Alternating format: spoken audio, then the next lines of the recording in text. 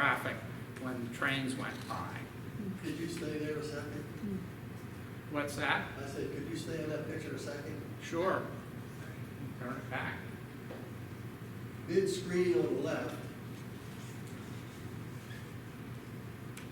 there's a building, a one-story building. I noticed that's the borough building, and apparently when they first built it, it was a one-story building. Do you know what I'm talking about? Mid-screen would be where there was a community farmers market at one time. That's where the fire started, right? Yeah, yes. But the building there is not the building that's there now. And if you look at the borough building sometime when you're down there, look at the stone, halfway up the stone changes. Do you understand what I'm saying? Mhm. Yep. So another customer was the Shaw and King Car Company, which later became the Middletown Car Company, which was located along West Main Street, and they manufactured thousands of all kinds of railroad cars over their corporate lifetime. They manufactured passenger cars, freight cars, cabooses, even some trolley cars. And the modern M&H does have one of those trolley cars that was built right here in Middletown back in 1903 that we hope can be restored someday. And many of those cars were shipped over the Reading's M&H branch, including all the large car orders for the Reading. And it wasn't unusual for the Reading to place a car order with the car company for up to 500 coal cars. Here's a picture of the car works. You can see how huge and extensive it was.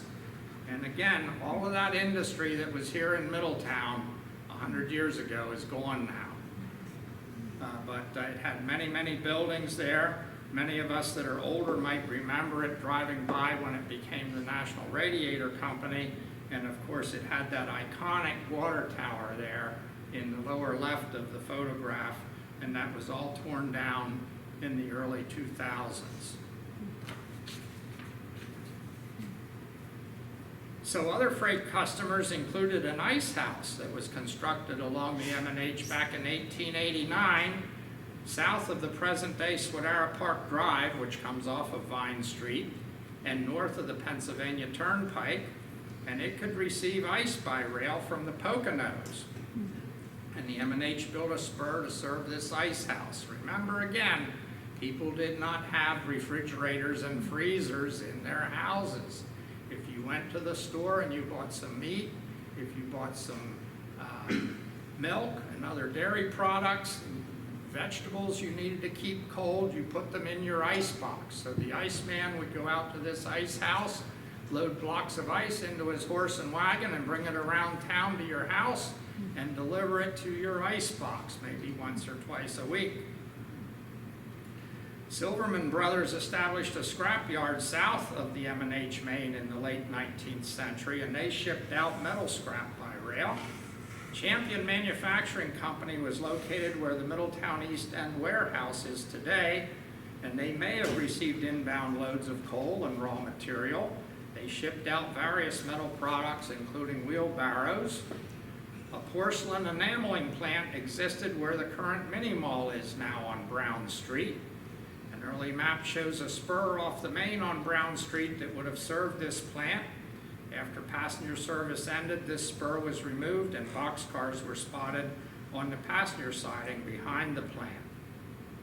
And a team track once existed between the passenger tracks and the Mill Street coal trestle for the Brinzer Corn Mill and the Golden Leader Milling Company.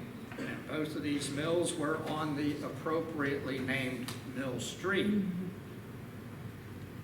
So now we're going to talk about the nickname Milk and Honey. Many railroads have initials to substitute for their corporate names, and they're given nicknames based on those initials. So the M&H has been known as the Milk and Honey since its inception. And the origin is lost to history, but the name is believed to have been given by the first riders to the Stoverdale Church Camp meeting, referencing the journey to the land of milk and honey in the Old Testament. The federal government took over the M&H when the United States entered World War I. the railroads were unable to handle the huge increases in freight and passenger traffic. The M&H, along with the other railroads in the country, were nationalized on December 28, 1917. Now, local management remained the same, but the federal government prioritized freight and passenger traffic and purchased and distributed equipment to deal with the shortages. After the war, the railroads were returned to their former owners on March 1st, 1920. And the M&H is merged into Reading Company. In 1923, the United States Supreme Court ruled that the Philadelphia and Reading Railroad and the Philadelphia and Reading Coal and Iron Company be separated due to antitrust laws, meaning that they thought they had a monopoly, and that all wholly owned railroads, including the M&H, be merged into one new railroad known as Reading Company. So this occurred on February 1st, 1924, spelling the end of the old M&H Railroad. It was now known as the Middletown and Hummelstown branch of Reading Company. The Great Depression hits the M&H. Middletown Car Company did quite well in the early 1920s, and another plant was added off of East Emaw Street, where the Middletown East End warehouse is now. In 1928, due to excess capacity, the car works shut down and the buildings were sold. So during the Depression, Coatesville Boiler Works purchased the main plant and that East End plant in 1931, but due to lack of business, they went bankrupt in 1933 and shut down. There were freight customers still using the M&H during the Depression, and they were the limestone quarries, Wincroft Stove Works, Enduro Enameling Plant, coal, lumber, grain, and scrap dealers, and still some less than carload freight that would have been loaded at the freight house. And of course, we discussed passenger service ended in 1939. World War II. In 1917, the federal government bought land that was formerly occupied by the American Tube Works for their Middletown Air Depot. And during World War II, planes and helicopters were repaired and painted there. In 1943, they purchased the former East End plant and enlarged it on both ends. They leased the former Middletown Car Works as well. And this provided considerable business to the M&H. The government had its own switch engine to move equipment on flat cars between the two plants and to interchange with the Pennsylvania Railroad. And they paid the Reading Railroad a fee for each car hauled over the tracks.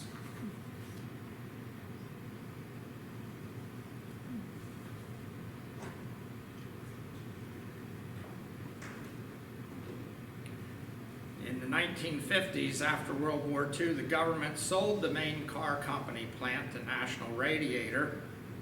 They received some freight from the M&H. The Wincroft Stove Works and the enameling plant were still customers. The track next to Middletown Lumber received some loads of lumber and other items for customers that didn't have rail sidings. And the coal trestle on Mill Street then received coal for Middletown Ice and Coal, which is another company now lost to history. They were just sold this year. Earl and Dave Scrap Yard shipped out gondolas of steel scrap, and Mill Street Team Track received an occasional boxcar for the mill. In 1950s, the retrenchment continued. The government stopped using the East End warehouse in the late 1950s. The coal siding at Espenshade's feed mill at East Middletown was removed. Quarry spurs north of Fulling Mill Road and north of Stoverdale and south of US 322 were now gone. Everything was going over to trucks. But on the bright side, in 1954, a new siding was added to serve a PP&L substation at Hummelstown with occasional deliveries of transformers. So in the early 1960s, about the only customer left in downtown Middletown was Earl and Dave's Scrap Yard, which which only shipped out an occasional gondola of scrap once every couple of weeks. So in the early 1960s, Wincroft Stove Works discontinued their rail freight, and the tracks in Brown Street were paved over, but fortunately not removed. And in 1963, due to that lack of business, the Reading Company Board of Directors decided to abandon the M&H Railroad south of Fulling Mill Road, keeping the northern portion in hopes of a rumored new Medusa cement quarry plant that was planned there, which never materialized. But the Reading pivoted when they learned that the federal government sold the East End Annex after Olmsted Air Force Base closed to be used as a warehouse, which opened in July 1963. They then decided to keep the line active into Middletown, and this gave new life to the M&H. There was a new customer, Manly Reagan, who began receiving liquid chemicals in tank cars and dry chemicals in box cars. Evans Products received carloads of lumber. The Pennsylvania Farmers Association received tires for farm equipment. Thomas Industries received freight for light fixtures, and CVS, not the pharmacy, received materials for toy manufacturing. Hershey Chocolate Company stored cocoa beans shipped by rail from Mexico and the Yucatan in the warehouse. So much so that trains of up to 20 cars for some shipments required more than one locomotive. And the business was so good that in early 1972, the Reading decided to upgrade the M&H so that they could run heavier and longer trains. So they positioned stacks of brand new railroad ties at strategic points all along the railroad to rebuild and upgrade the railroad. And then tragedy struck. Hurricane Agnes. In June of 1972, Hurricane Agnes destroyed the Reading connection from Hummelstown to Middletown, literally wiping out thousands of feet of track and washing away all those thousands of brand new railroad ties. The Reading arranged for Penn Central Railroad to serve the scrapyard and the warehouse from the Middletown end by repairing a track connection and uncovering those paved over tracks that were still in Brown Street. But the Reading in turn served Penn Central's customers that were isolated by washouts in Lebanon. So here's a picture of one of those Penn Central trains taken in 1973, running over the Reading, coming in from Harrisburg and headed down Brown Street behind Fox's Markets, which is now Carnes.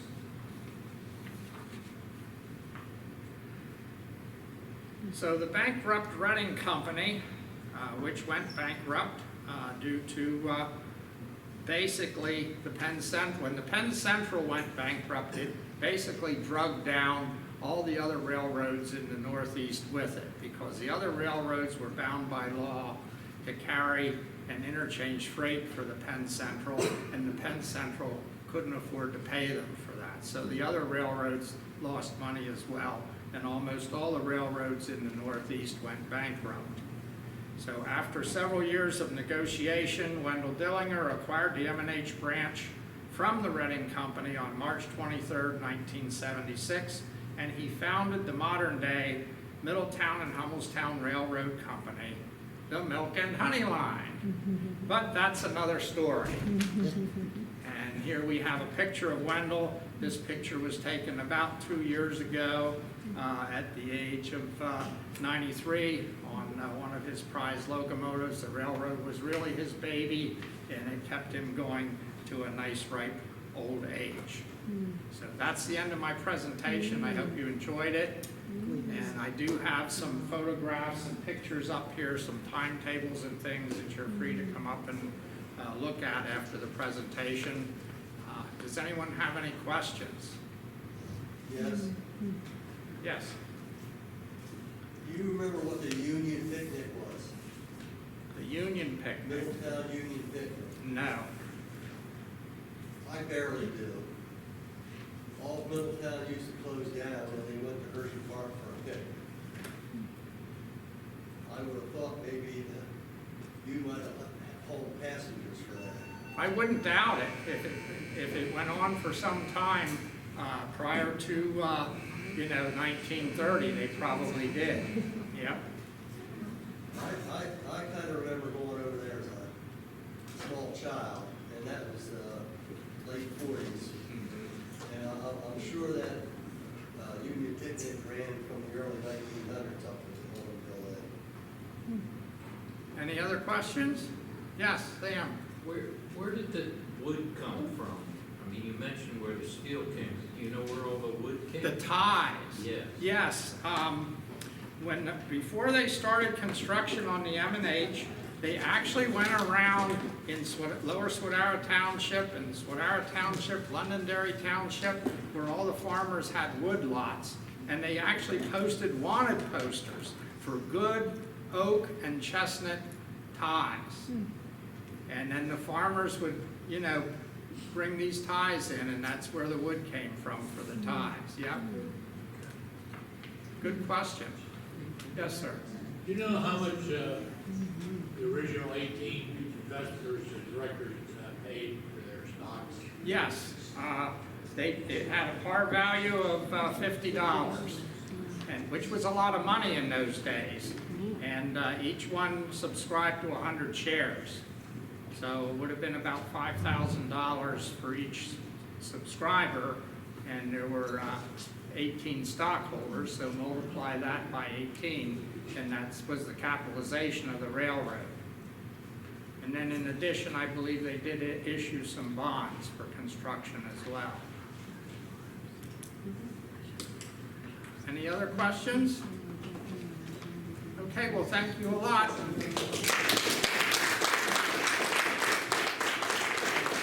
forget to look at some of the pictures up here.